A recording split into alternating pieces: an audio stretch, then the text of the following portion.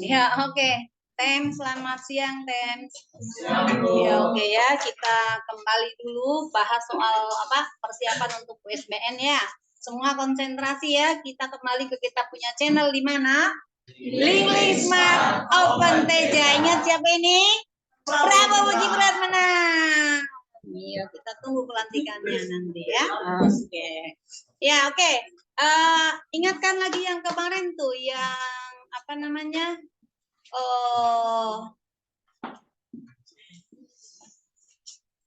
Ada apa ini? Kira-kira yang mana nih? Apa B? Ayo. Apa yang licin-licin? Apa yang licin-licin? Orang berdiri di tangga ya. Jadi rumus cepatnya kalian harus hafal. Nah, panjangnya ini adalah K ya. K sama dengan berapa L gitu ya. Nah, kemudian berat tangga itu apa? Berat tangga W1. Berat orang apa? W2. Lalu NA sama dengan apa? W1 ditambah dengan W2. Jadi ini dianggap licin ya. Pakai licin. Yang di sini adalah titik A. Berarti rumusnya mu A sama dengan apa? NA dikurangi W1 per 2 dikurangi K dikalikan dengan W2 ya. K dikali W2. Bukan W2 dibagi K. Ya. Dibagi dengan apa? NA dikalikan dengan tangen alfa. Oke, sudutnya kamu mau pakai berapa ini coba? 37 ya misalnya. Misalnya 37. Misalnya berat batangnya sama dengan 10 kg. Berat orangnya sama dengan 40 kg. Lalu dia tepat akan tergelincir pada saat anak ini berada di 3/5 L. Nah, kalau ini 3/5 L, maka K-nya berapa? 2/5 ya. Ini 2/5 L ini ya. Berarti K-nya sama dengan 2/5. Jadi tinggal masukkan di sini. Ini kalau masanya 10, masanya 50. Berarti NA-nya berapa? 10 tambah 50 tambah 40, 50 kali 10 berarti sama dengan 500. Oke, berarti di sini masuk berapa? 500 Newton dikurangi dengan 100 dibagi 2, 50 dikurangi dengan W2-nya berarti 400. 400 kali 2/5 berapa? 160 berarti ini dibagi dengan 500 dikalikan tangen alfa sin 37 0,6 ya, kemudian cos 37 0,8. Mana ini? Ayo, ngelek lagi. Oh, udah. 0,6 dibagi 0,8. Oke. 500 dikurangi 210 berapa? 390 dibagi dengan 290 dibagi 500 berarti dikalikan dengan 4/3 ya. Oke, ini coret-coret berarti ya. Nah, nanti ini berapa ini coret lagi? Berarti 25, di sini 2 ya. 2 berarti sama dengan 58 dibagi dengan 75. Ya, nanti 0, sekian lah. Ya. Jadi ini gesekannya 0, bla bla bla. Nah, ya ingat ya ini K kali W2 bukan W2 per K ya. Kemarin ada kesalahan tuh. Salah nurunin. Ya, oke, yang ini. Kemudian untuk yang mikroskop. Coba kalian lihat yang mikroskop dulu. Mikroskop yang tadi dibagi itu mikroskop. Nah, itu gambar 2 dengan gambar 3 sama tuh ya. Jadi salah satunya aja. Nah, mau gambar keberapa yang mau dibahas nih?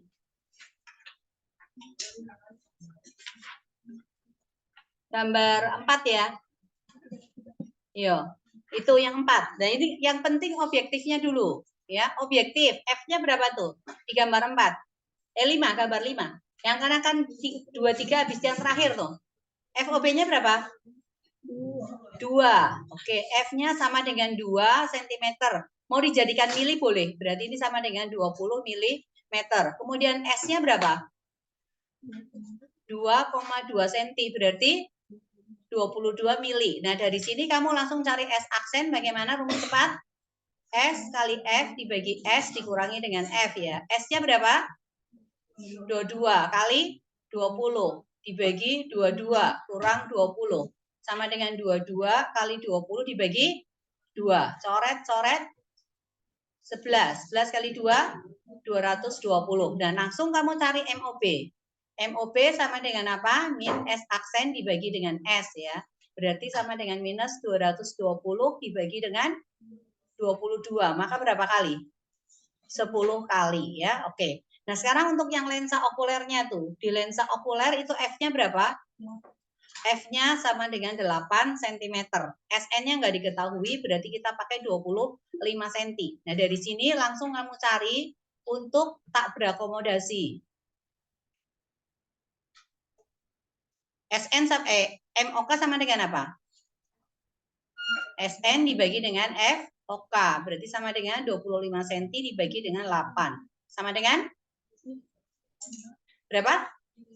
31/8 kali. Jadi untuk cari M mikroskop itu nanti kamu menggunakan MOB dikalikan dengan MOK. Jadi sama dengan 10 dikalikan dengan 31/8. Berarti sama dengan 30 ditambah dengan 10/8. Berarti sama dengan 31 berapa? 1/4 ya. 1/4 kali ya. Seperti itu. Jadi kalau nanti yang berakomodasi maksimum itu kan MOK-nya sisa sama dengan SN dibagi dengan FOK, ini ditambah dengan 1. Berarti ketemu 4 1/8. Maka perbesaran mikroskopnya nanti berarti sama dengan 10 dikalikan dengan 4 1/8. Berarti sama dengan 41 1/2 kali ya. Ya, seperti itu. Oke? Nah, sekarang di soal gambar yang nomor berapa itu? Yang ada, oh iya yang nomor 2, itu gambar yang nomor 2. Gambar nomor 2. Tetap lagi objektif. Itu S-nya berapa? 1, berapa itu? 1,2. 12 mili ya. Oke, F-nya berapa? 1. Oke, dari sini S aksen berarti S kali F dibagi S dikurangi F ya. 1 kali 12 dibagi 12 dikurangi, oh ini 10 ya. 10 ya. Dikurangi 10. Ini 10 kali 12 berarti dikurangi 10. Oke, nah berarti berapa ini? 10 kali 12 dibagi 2. Coret ini 6. Berarti 60 mili ya. Oke, lalu M-nya. MOB berarti sama dengan min S aksen per S. Maka ini sama dengan apa? Minus 60 dibagi dengan 12 sama dengan 5 kali. Nah, sekarang itu kan diketahui D itu. D-nya berapa tuh? 10 mm. Nah, D ini itu sama dengan S aksen OB ditambah dengan SOK. Ini sama dengan D. Berarti kalian harus cari SOK-nya dulu. Maka ini D dikurangi S aksen OB. Nah, sekarang ini kalau ubah ke sentimeter ya. Itu senti ya? D-nya senti ya? 10 senti ya? Oke, sentimeter. Maka ini S aksennya kita ubah ke senti jadi 6 sentimeter kan? Berarti SOK-nya sama dengan berapa? 10 senti dikurangi dengan 6 senti sentimeter. Nah, ini kalian harus cari S aksen lagi. Berarti menggunakan S kali FOK dibagi dengan S dikurangi dengan FOK. FOK-nya berapa? F-nya berapa? 5 cm ya. Berarti ini sama dengan berapa? 4 dikalikan dengan 5 dibagi dengan 4 dikurangi dengan 5. Berarti sama dengan apa? 4 dikalikan dengan 5 dibagi dengan min 1. Jadi ketemu minus 20 cm ya. Iya, min 20 cm. Ini berarti minus itu kan artinya tanda bayangannya adalah maya yang dibentuk oleh okuler, jadi gak ada masalah. Tetap kalian mencari MOK-nya, berarti sama dengan min S aksen per S. Jadi sama dengan 20 dibagi dengan S-nya berapa tadi? 4 ya. Maka ini sama dengan 5 kali. Jadi kalau begitu maka perbesaran mikroskopnya itu akan sama dengan MOB dikalikan dengan MOK, berarti sama dengan 5 dikali 5. Berarti sama dengan 25 kali ya. Jadi jangan bingung. Nah, untuk yang ini itu tidak bisa mata tak berakomodasi, tidak bisa mata berakomodasi maksimum. Kenapa? Karena jarak lensa objektif dan okulernya sudah ditentukan. Gitu. Nah, kecuali kalau jarak lensa objektif okulernya belum ditentukan, bisa dicari untuk yang tak berakomodasi dengan berakomodasi maksimum. ya. Nah, khusus untuk yang berakomodasi maksimum, kalau misalnya tadi ditanyakan berapakah jarak antara lensa objektif dan okuler untuk yang ini nih, ya, untuk yang ini berarti kamu harus cari SOK-nya dulu. Maka SOK itu sama dengan MOK dikurangi 1 dibagi dengan MOK, ini kita kalikan dengan fokusnya. Ini tadi ketemunya berapa nih? Yang ini ya, 41/8. 41/8 kan? Berarti 41/8, 41/8 atau kita pakai aja berapa nih? 20 berapa nih? 33 ya. Nah, kita pakai di sini mau.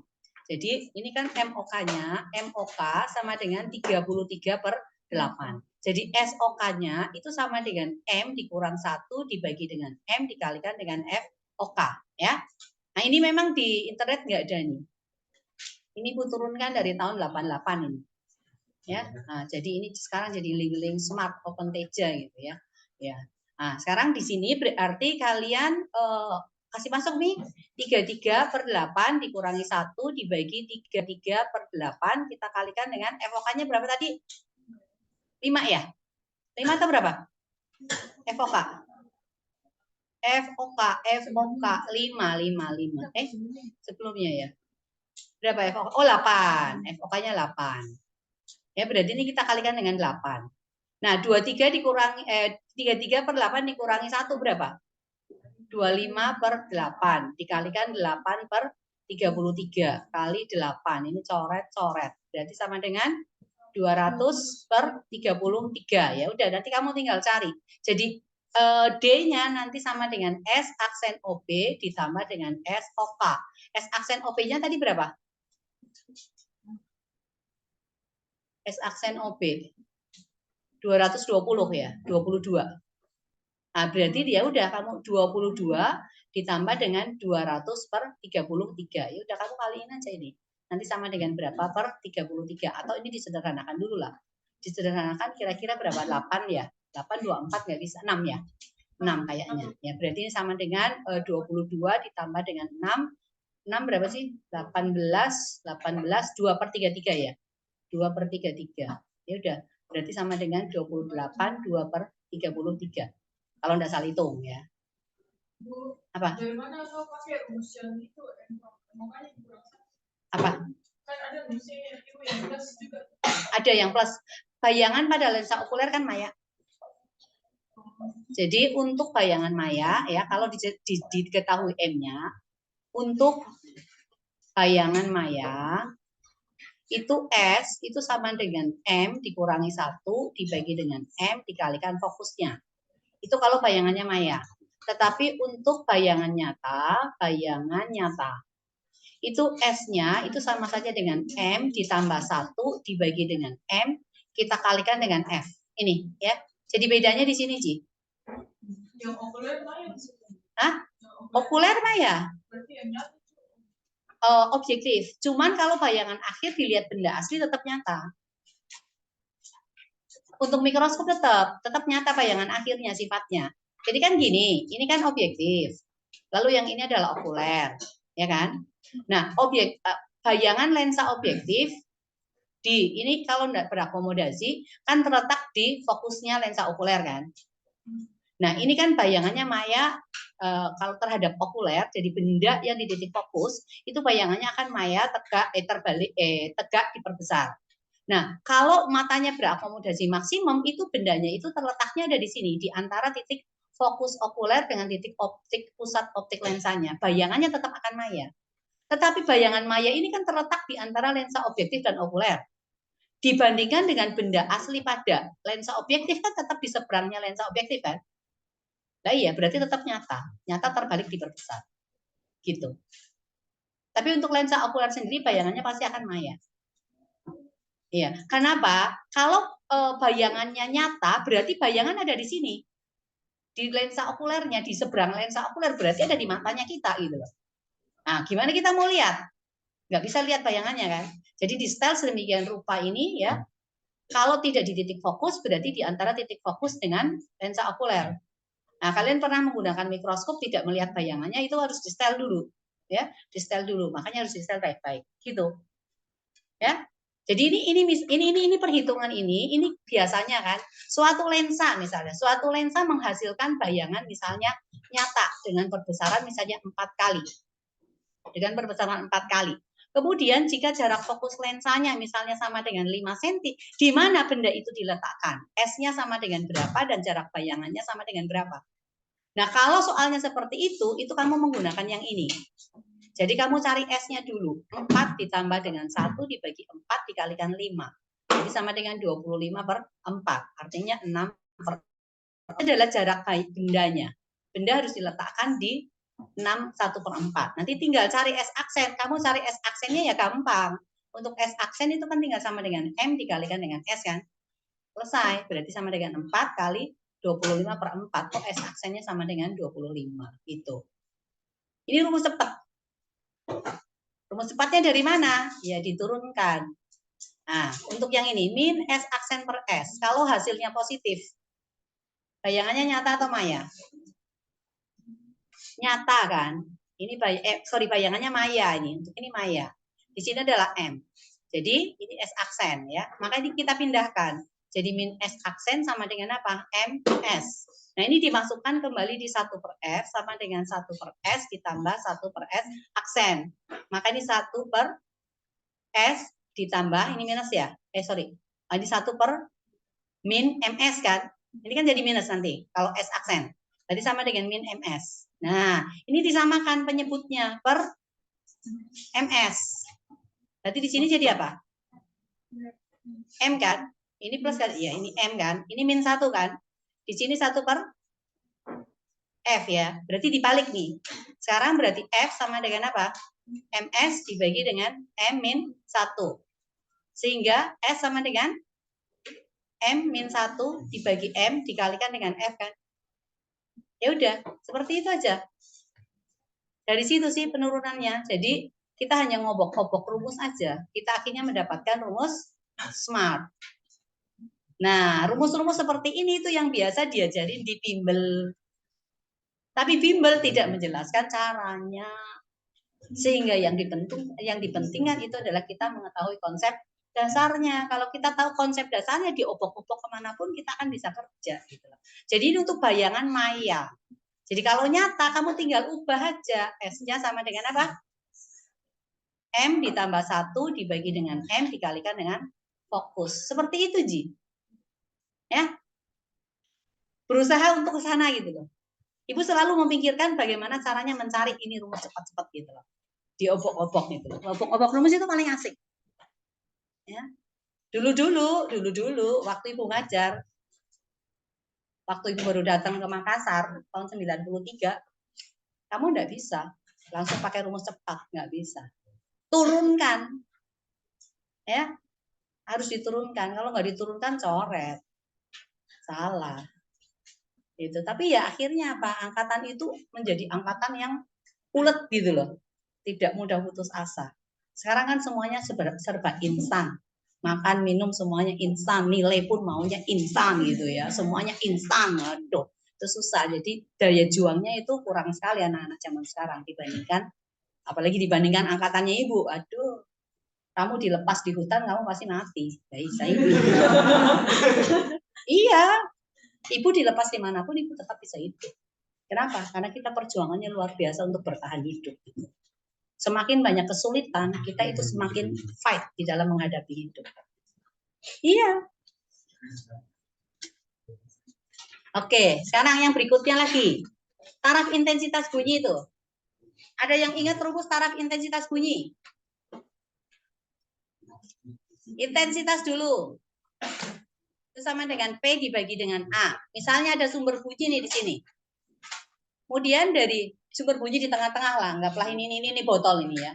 Ini botol adalah sumber bunyi. Nah, bunyi itu kan mengarah ke segala arah. Pada titik yang sama di bagian ruangan ini, itu intensitasnya akan sama. Nah, sekarang kalau kita menghubungkan setiap titik di dalam ruangan ini yang jaraknya sama ke botol minuman atau ke sumber bunyi, maka seluruhnya itu akan mendapatkan bentuk seperti apa? Seperti apa? Hah? bola keras-keras, siapa takut salah, seperti bola. Jadi ini pusatnya nih ya, ini kan ke segala arah. Kita ambil masing-masing titik jaraknya sama dari sini ke di sekitarnya ini. Kan membentuk permukaan bola kan. Nah, sekarang luas permukaan bola itu sama dengan apa? Luas permukaan bola 4 pi r kuadrat. Oke, berarti ini sama dengan P dibagi dengan 4 pi r kuadrat. Pi-nya kan sama. Nah, sekarang kalau jaraknya berbeda, maka kalau I-nya ini berbanding lurus atau berbanding terbalik dengan dayanya sama, sumbernya sama. 4 pi sama. Berarti ini yang merubahkan itu apa? Merubah nilai daripada intensitasnya itu apa? R-nya kan, jaraknya kan. Tapi ini berbanding lurus atau berbanding terbalik? Terbalik. Ini berbanding terbalik dengan R pangkat 2. Jadi kalau kita I1, maka ini 1 per R1 kuadrat. Kalau ini adalah I2, berarti sebanding dengan 1 per R2 kuadrat. Kalau begitu kita membandingkan ini, I2 dibanding dengan I1, cepatnya jadi apa? R1 dibagi dengan R2, kita pangkatkan 2. Nah, ini perbandingan intensitasnya. Ya, perbandingan intensitas dari satu titik ke titik yang lainnya. Nah, sekarang, untuk taraf intensitas bunyi, ada yang ingat rumusnya TI? Oi. Nggak ingat? Apa, ayo? Ada yang ingat 10 lo dari I, bukan 1. I dibagi dengan I0. I0 itu adalah taraf intensitas ambang bunyi. I0 nilainya ada yang ingat? 10 pangkat min 12 ya. 10 pangkat min 12. Satuan daripada intensitas apa? Lah ini power, W satuannya apa? Watt. Area satuannya apa? Meter persegi, berarti sama dengan apa? Watt per meter persegi. Satuan dari TI itu apa? Ayo. Hah? dB. dB singkatan dari apa? Desibel. Kenapa namanya desibel? Ayo, kenapa satuannya bel? Siapa? Hah? Ayo, harus tahu loh. Nanti kamu ditanyain kenapa satuannya desibel, kenapa gaya satuannya newton. Yang pertama kali menyelidiki tentang gaya gravitasi siapa? Newton. Makanya dikasih kehormatan Newton gitu loh.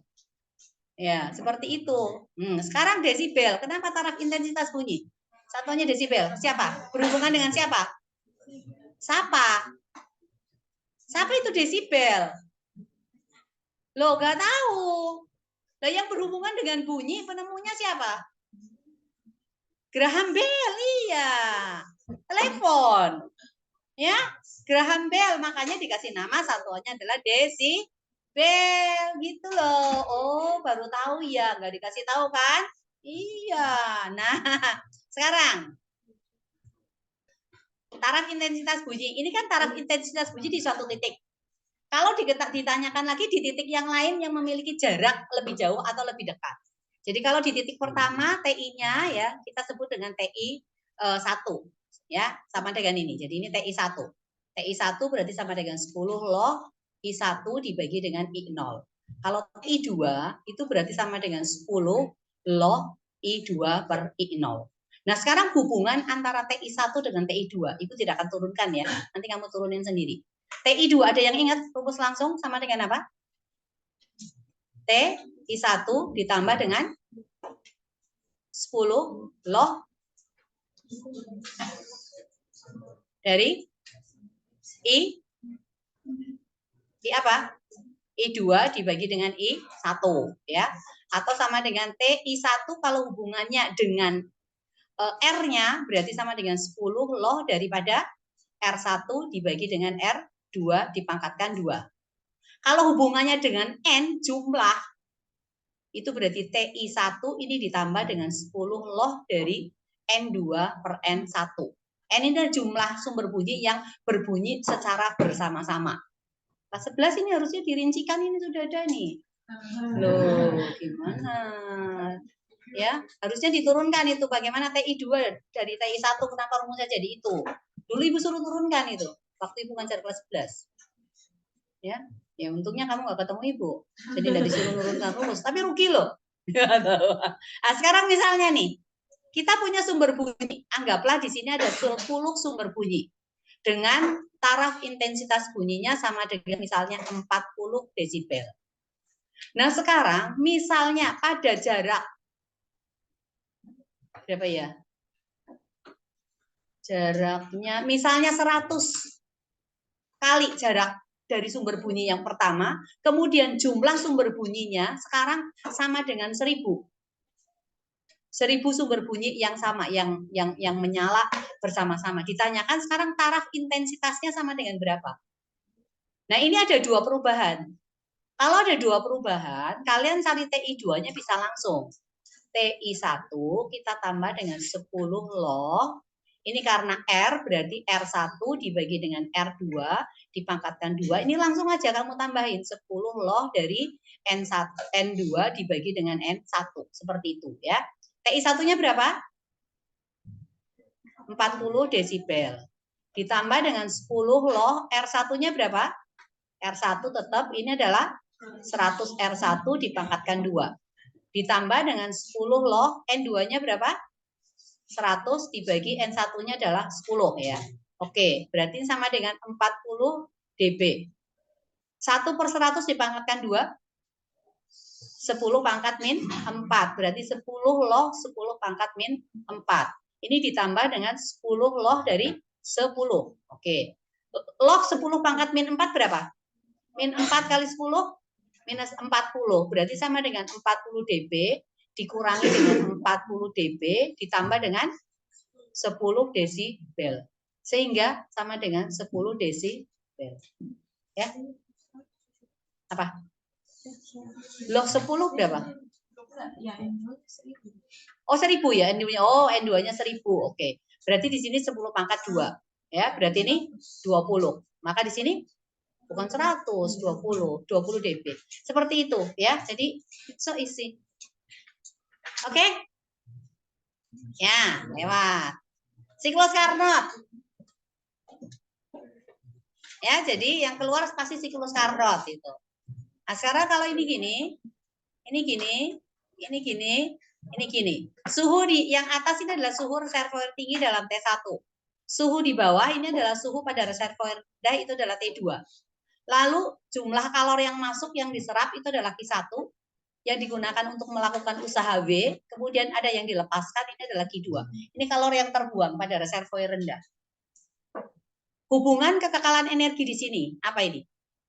Dia menyerap Q1, melakukan usaha W, melepaskan Q2. Berarti kekekalan energinya apa?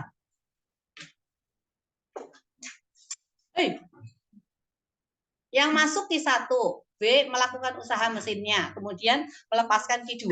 Berarti masuk kan sama dengan keluar lah ya. Terus berarti Q1 sama saja dengan W ditambah dengan Q2. Kalau kita mencari W berarti Q1 dikurangi Q2. Kalau cari Q2 berarti Q1 dikurangi dengan W. Efisiensi itu adalah usaha yang dilakukan dibandingkan dengan energi yang masuk. Berarti sama dengan apa? W dibagi dengan Q1. Nah, W dibagi dengan Q1. W-nya tadi sama dengan apa? Q1 dikurangi Q2. Q1 dikurangi Q2 dibagi dengan Q1. Dilepas boleh nggak? Q1 per Q1 dikurangi dengan Q2 dibagi dengan Q1. Q1 per Q1. 1 kan? Jadi efisiensi itu sama dengan 1 dikurangi dengan Q2 dibagi dengan Q1. Ini asalnya dari sini. Sekarang Q itu rumus umumnya apa? Kalor. M dikalikan C dikalikan delta T. Oke ya, dikalikan delta T. Kalau begitu, maka si Q ini kan berbanding lurus dengan T kan? Ya, berarti kalau Q1 ini kan sebanding dengan T1, kemudian Q2 juga sebanding dengan T2. Maka rumus ini boleh dirubah. Jadi 1 dikurangi dengan T2 dibagi dengan T1. Ada dikasih tahu? Kenapa begitu? Enggak. Langsung dikasih tahu. Efisiensinya ya, rumus dari efisiensi siklus Carnot itu adalah sama dengan 1 dikurangi dengan T2 per T1. Begitu kan? Biasanya. Ya, kenapa begitu? Ya kamu harus cari tahu. Ibu mendapatkan ini rumus, ibu harus cari tahu. Kenapa bisa begitu gitu loh. Kenapa langsung 1 dikurangi T2 per T1? Ternyata dari situ. Gitu ya. Nah, sekarang misalnya nih. Ibu tidak akan membahas yang itu atau mau dibahas juga boleh kan, gampang sekali sih ya. Gampang sekali. Yang asik itu yang ini nih. Reservoir tinggi ya, di bawah reservoir rendah. Iya, ya, atas yang tinggi, yang bawah yang rendah. Selalu begitu. Cuman suhunya harus diubah ke dalam Kelvin ya. Oke, kita kerjakan soal nomor 1 tuh. Itu Q1-nya sama dengan 4000 Joule. 4000 Joule. Sekarang T1-nya berapa tuh? 227. Berarti kamu harus tambah berapa? 273. Ini Kelvin ya. Sama dengan berapa? 500 Kelvin. Oke, T2 berapa? 27 ditambah dengan 273. Den berapa? Siapa Patria? Ya. 27 ditambah 273 berapa? 300 Kelvin. Oke, ya. Nah, sekarang kalau yang ditanyakan adalah usaha sama dengan berapa ya, atau Q2 sama dengan berapa, kita harus cari dulu apa? Efisiensinya dulu. Eta ada T1 ada T2. Pakai rumus apa? 1 dikurangi dengan T2 dibagi dengan T1. Berarti sama dengan 1 dikurangi 300 per 500. Jadi sama dengan berapa? 2 per 5. Kalau gitu maka W sama dengan eta dikalikan dengan Q1. Itu 2 per 5 kita kalikan dengan 4000 Joule. Berarti sama dengan berapa? Hah? 800? 1600 Joule. Oke, untuk cari Q2 mau langsung boleh 3 per 5 dikalikan dengan Q1 yang nggak ada masalah. Tapi mau pakai dengan Q1 dikurangi dengan W juga boleh. Nggak apa-apa, terserah Anda gitu ya. Oke, sekarang yang ini. Misalnya suatu mesin, ya suatu mesin itu bekerja pada suhu tingginya sama dengan misalnya 700 Kelvin. Lalu efisiensinya itu adalah 20%. Lalu kita mau menaikkan supaya efisiensinya naik menjadi misalnya 80%. Ditanyakan suhunya ini dijadikan berapa? Gimana cara carinya? Pakai perbandingan, oke. Bisa langsung pakai perbandingan ya. Bisa langsung pakai perbandingan. Sekarang kalau kamu belum tahu cara membandingkannya, maka kita lihat ini dulu. Ini kan kita anggap T2 gitu ya. Lalu ini T1 aksen gitu. Efisiensi 1 itu kan sama dengan apa? 1 dikurangi dengan T2 dibagi dengan T1 kan? Ya kan? Lalu kita pindahin ke sini nih. T2 dibagi dengan T1 berarti sama dengan 1 dikurangi dengan efisiensi yang pertama kan? Nah, kalau gitu, maka di sini T2 ini kan sama dengan apa? T1 dikalikan 1 dikurangi dengan eta 1 kan? Ya atau ya? Ya, oke. Nah, sekarang kalau gitu, maka untuk T2 dibagi dengan T1 aksen, ini kan berarti sama dengan 1 dikurangi dengan eta 2 kan? Berarti di sini T2 itu akan sama dengan T1 aksen dikalikan 1 dikurangi dengan eta 2. Nah, sekarang ini kamu bandingkan dengan ini. Kan sama tuh. Ya, berarti apa? T2 sama dengan T2. T1 dikalikan 1 dikurangi dengan eta 1 sama dengan T1 aksen dikalikan 1 dikurangi dengan eta 2. Maka T1 aksen akan sama dengan 1 dikurangi eta 1 dibagi 1 dikurangi dengan eta 2. Kita kalikan dengan T1. Ya. Tadi eta 1 sama dengan 20%. Kemudian eta 2 itu sama dengan 80%. 20% itu sama dengan berapa? 0,2. Ya, ini sama dengan 0,8. Oke. Berarti di sini kita kasih masuk, maka 1 dikurangi dengan 0,2 dibagi 1 dikurangi 0,8 ya. Ini dikalikan dengan T1-nya berapa? 500 ya? Atau 700 tadi? Oh, 700 Kelvin ya. 700 Kelvin. Berarti sama dengan berapa? 8 per 2 ya. Kali 700 Kelvin. 4 kali 700. 2800 Kelvin. Nah, ini kalau reservoir rendahnya dibuat tetap. Nah, nanti misalnya reservoir rendahnya yang ditanya atau reservoir tingginya yang dibuat tetap, tinggal kamu balik aja. Jadi T2 aksen akan sama dengan 1 dikurangi eta 2 dibagi 1 dikurangi eta 1 kita kalikan dengan T2. Logikanya, kalau suhu reservoir rendahnya tetap tidak dirubah, yang dirubah kita adalah suhu reservoir rendah, ya, maka untuk mendapatkan sesuatu yang lebih besar berarti kan reservoir rendahnya itu harus diperkecil. Nah, supaya jadi kecil, ya ini 1 dikurangi eta 2 dibandingkan 1 dikurangi eta 1, ini kan hasilnya lebih kecil ini, ya. Ya, seperti itu. Tinggal kamu balik. Seperti itu. Oke? Link smart lagi nih. Ya.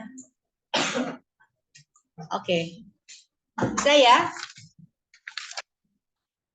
Suhu sambungan logam. Kalor, hantaran kalor.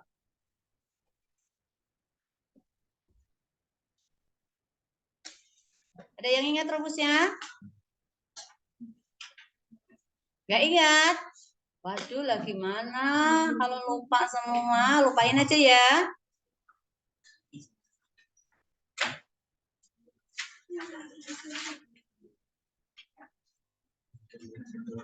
Ya, oke. Sekarang nih. Nah, ini ada 2 buah logam yang memiliki koefisien yang berbeda. Sebutlah suhunya di sini adalah T1, yang di sini adalah T2, lalu yang di sini adalah suhu sambungan logamnya adalah T. Nah, kuncinya apa? Kalor yang mengalir pada batang 1 dan pada batang 2 itu adalah sama. Q-nya sama. Q itu adalah P per T. Jadi P per T-nya sama. P1 per T sama dengan P2 per T. Ada yang ingat rumusnya P? Sama dengan apa? I sama dengan P per A. Radiasi sama dengan E to T pangkat 4 kan? Ya atau iya? Iya. Berarti P sama dengan apa? E A to T pangkat 4. Nah, sekarang untuk yang di hantaran kalor yang konduktivitas. Ini kalau radiasi. Yang konduktivitas ada yang ingat nggak P? Apa? K dikalikan A dikalikan dengan delta T dibagi dengan D ya. Berarti ini K1 A1 delta T1 D1. Sama dengan apa? K2 A2 delta T2 dibagi dengan D2. Yang perlu kamu ketahui atau ingat baik-baik, pada aliran kalor delta T, ingat ya, delta T Patria bukan sama dengan suhu akhir dikurangi suhu awal. Tetapi di aliran kalor delta T ya itu adalah suhu tinggi dikurangi suhu rendah. Nah, sekarang misalnya nih, misalnya T2-nya lebih besar daripada T1. Kira-kira di sambungan logam di T-nya ini suhunya T ini dibandingkan dengan T2 apakah lebih kecil atau lebih besar? Lebih kecil. T ini dibandingkan T1 lebih besar atau lebih kecil? Lebih besar. Kalau begitu nilai T itu berarti terletak antara apa? Ya, lebih besar daripada T1 dan lebih kecil daripada T2. Kalau begitu maka delta T1 akan sama dengan apa? T dikurangi dengan T1. Delta T2 akan sama dengan apa?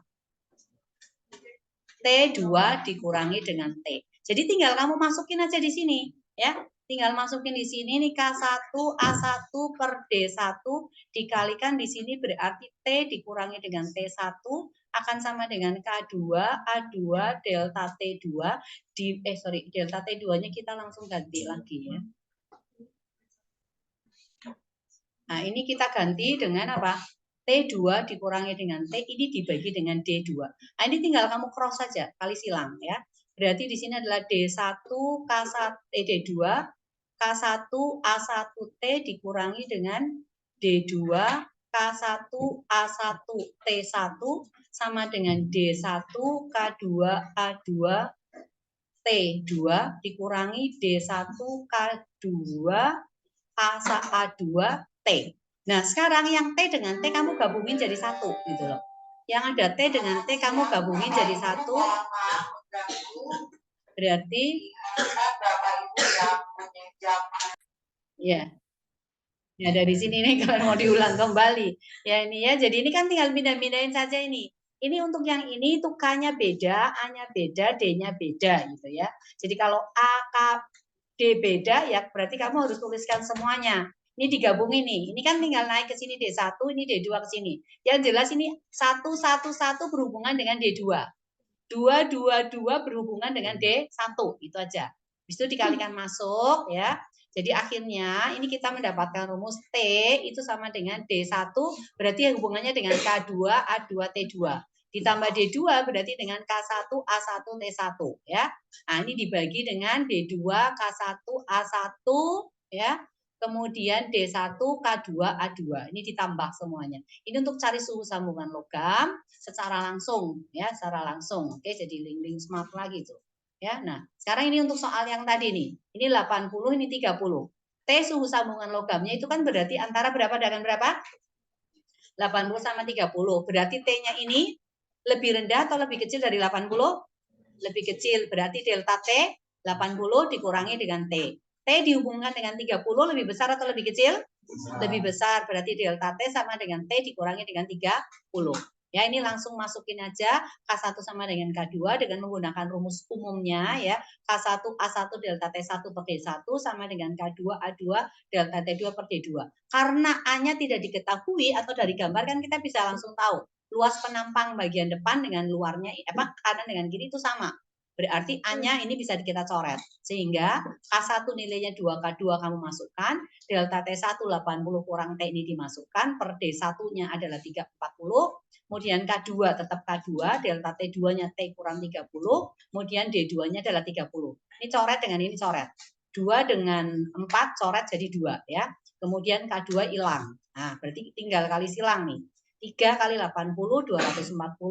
Kemudian 3 kali T jadi 3T, kemudian 2-nya naik sini, maka 2T dikurangi 60, pindahkan, 240 tambah 60, 300, 2T tambah 3T, 5T, maka T-nya sama dengan 60 derajat Celcius. Ya. Oke ya? Bisa ya? Bisa. Oke. Sekarang pegas. Dipegas. Rangkaian seri pegas. Rangkaian paralel pegas. 1 per K seri. Sama dengan apa? 1 per K1 ditambah 1 per K2. Untuk pegas paralel, K paralel sama dengan apa? K1 ditambah dengan K2. Why?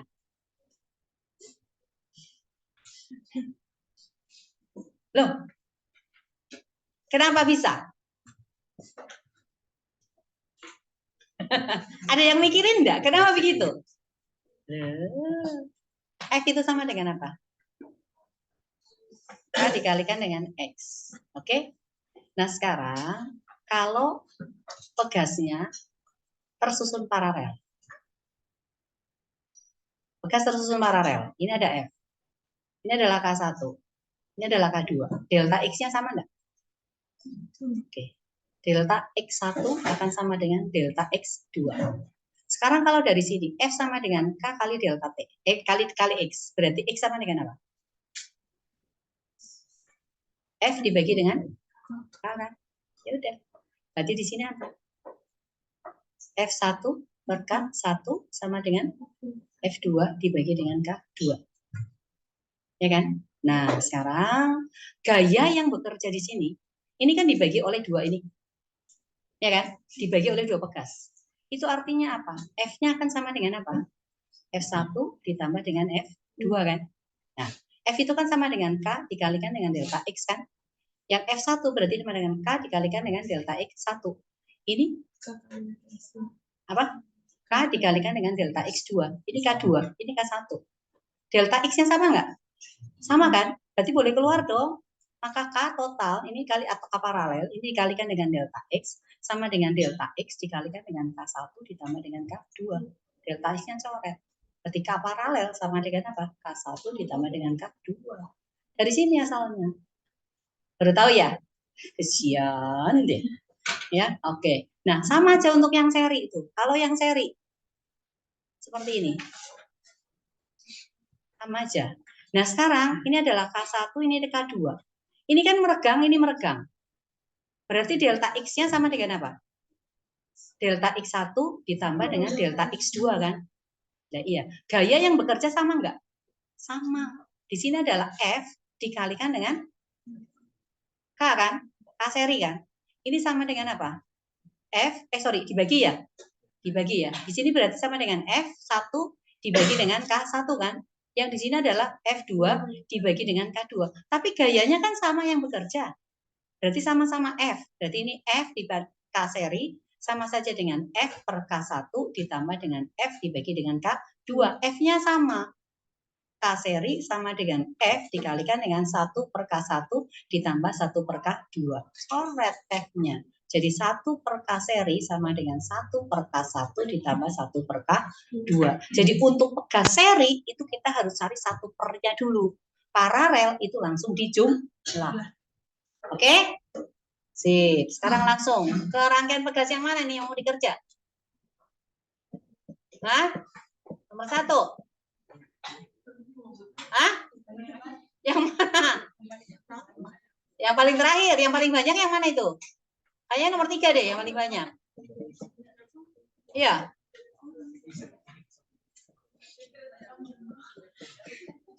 Iya toh? Oke. Ya ini sama aja Ibu rubah gini nggak apa-apa. Oke. Ya di sini adalah K, ini adalah K, K. Kemudian itu apa sih yang dicari? Energinya pada masing-masing. Oke, B-nya berapa ya? M-nya berapa masanya? Oh, itu kan bukan 200. Masanya 30 kg. Oke, ini 30. 30 berarti B-nya berapa? 300 Newton ya. Nah, sekarang yang ini. Paralel. Berarti K total 1 sama dengan berapa? K ditambah K ditambah K. Atau sama dengan 3K kan? Jadi sama dengan berapa? 600 Newton per meter. Lalu K total 2. Berarti sama dengan K ditambah dengan K sama dengan 400 ya. 400 Newton per meter. Nah, sekarang ini kan seri nih. Kalau seri kalau cuma 2 ya, berarti langsung aja K total berarti sama dengan K total 1 dikalikan dengan K total 2 dibagi dengan K total 1 tambah K total 2. Berarti sama dengan 600 kali 400 dibagi dengan 1000. Coret, coret, coret. Berarti sama dengan 240 Newton per meter. Ya udah. Nanti kalau kamu cari apa energi yang dicari ya? Energi total. Apa itu energinya? 1 per 2 Kx kuadrat kan? Berarti energinya itu sama saja dengan 1 per 2 K delta X kuadrat. Nah, ini kamu cari. Nah, ini kan bisa dirubah sih. 1 per 2 K delta X kuadrat. Delta X itu sama dengan apa? Dikalikan dengan F per K total kan? Iya kan? Ini pangkat 2 kan? Berarti sama dengan 1 per 2 F kuadrat dibagi dengan K total. Ya udah, kamu pakai ini aja. Jadi 1 per 2 dikalikan dengan 300 kali 300 dibagi dengan 240. Iya atau ya? Iya. Ini coret dengan ini berapa? 150. Coret dengan ini dibagi 3, 50. Yang ini berarti 80. Coret ya 8-nya. Udah nih 300 dibagi 8 berapa? Ya, 1500 per 8 atau ini 4 di sini berarti berapa? Atau dibagi 4 lah udah di 2. Ini 75 ya. 75. Ya udah. 75 kali 5 berapa? 25 ya. Dibagi 2. Sama dengan 2,5. Udah selesai. Oh, 375. Mana-mana? Oh, 375. Ya, berarti 7. Berarti berapa? Hah? 187,5. Ya udah seperti itu aja. Ya, caranya begitu, Ci. Jadi it's so easy lah. Oke. Silahkan dilanjutkan kalau gitu. Ada pertanyaan yang lain? Sebelum Ibu close. Hah? Kenapa? Oh, nomor 5 berarti kamu yang tengahnya disarikan dulu. Yang tengah itu kan ada 2 kan? Oke. Tunggu. Baru diparalelkan ya. Gitu. Jadi yang bercabang dulu sama aja dengan rangkaian hambatan. Jadi kalau ada pegas ini yang nomor 5 punya toh. Ini 1 kan? Baru habis ini sini ada 2. Lalu ini ada 1 lagi. Nah, ini kan gini. Ini F-nya. Maka yang ini yang kamu selesaikan dulu. Berarti ini jadi K per 2. Di sini K kan? Ini K kan? Berarti K totalnya sama dengan 5 per 2 ya? 5 per 2K. Ini Mi? Oke? Ya, oke. Ada lagi? Kalau nggak ada, Ibu close.